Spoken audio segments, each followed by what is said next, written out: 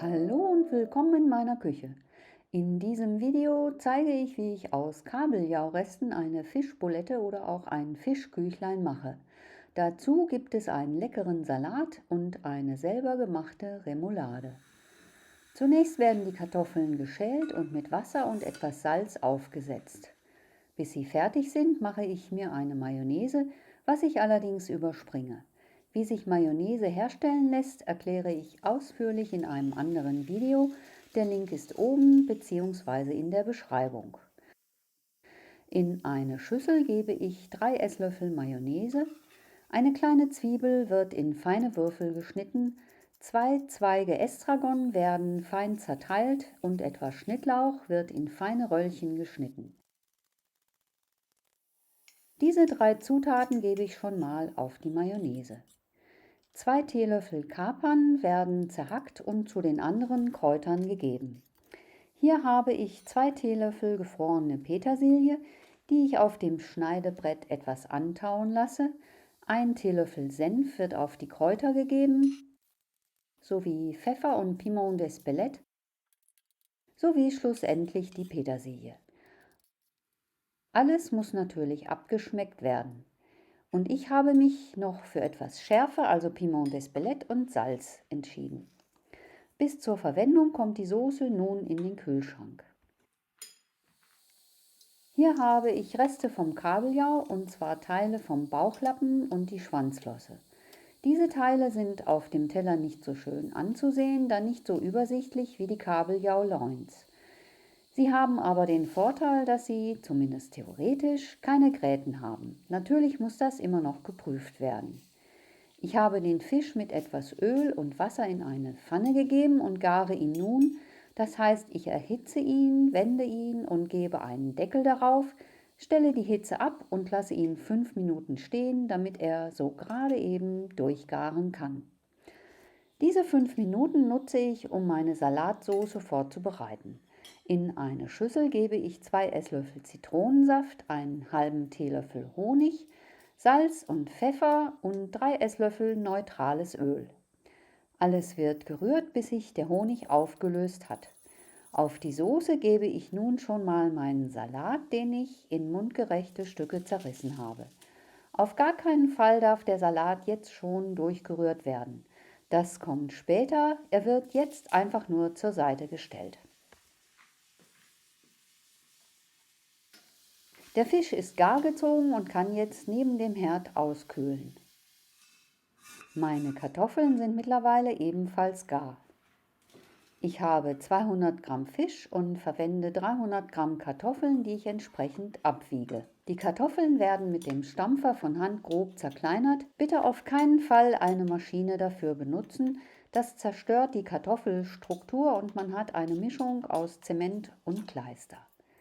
Die Kartoffeln salze ich noch etwas nach und nun gebe ich den Fisch darauf, wobei ich vorsichtshalber auch nochmal nach Gräten Ausschau halte. Das ist die Flüssigkeit, die sich beim Garen des Fisches abgesondert hat. Sie steckt voller Geschmack, weswegen ich sie noch unter ständigem Rühren einreduziere und über den Fisch gebe. Kabeljau zerfällt wie Sau und auch der Butt geht schnell kaputt. Dieser Reim war und ist mein Merksatz für Fische, die beim Garen schnell zerfallen. Diesmal ist das aber von Vorteil, denn das Zerteilen des Fisches erledigt sich quasi von alleine. Ich habe 1,5 Esslöffel meiner anfangs zubereiteten Remoulade auf den Fisch gegeben und verrühre nun alles zu einem Teig.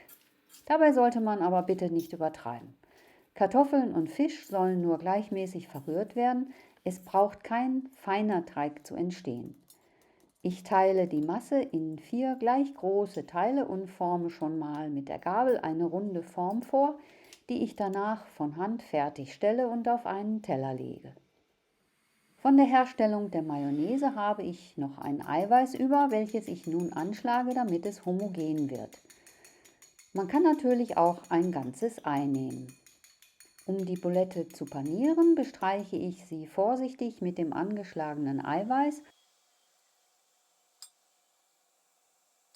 und wälze sie anschließend in Paniermehl. Da man sie besser vorsichtig behandelt, schütte ich etwas Paniermehl oben auf und drücke es fest. Auch die Ränder sollten etwas Paniermehl abbekommen.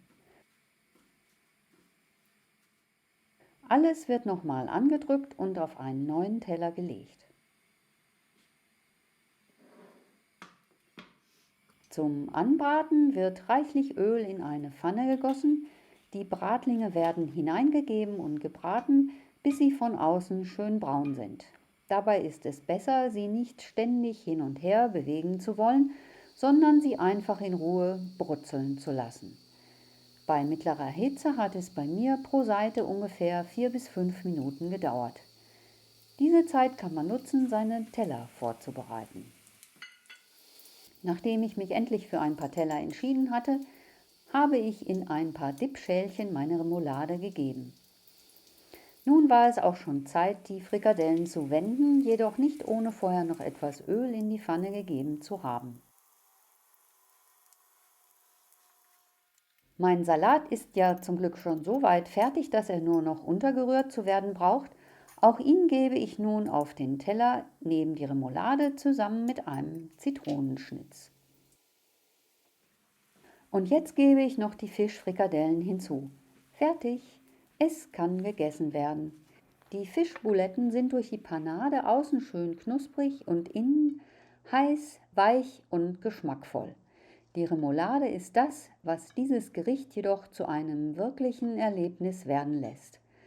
Der Salat mit seiner zitronigen Marinade gibt dem Essen die nötige Säure, die so gut zu Fisch passt.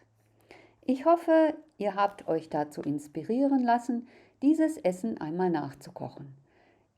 Es lohnt sich, denn es ist viel mehr als einfach nur Fisch und Kartoffeln. Zutaten und Mengenangaben findet ihr wie immer unten in der Beschreibung und wie immer guten Appetit!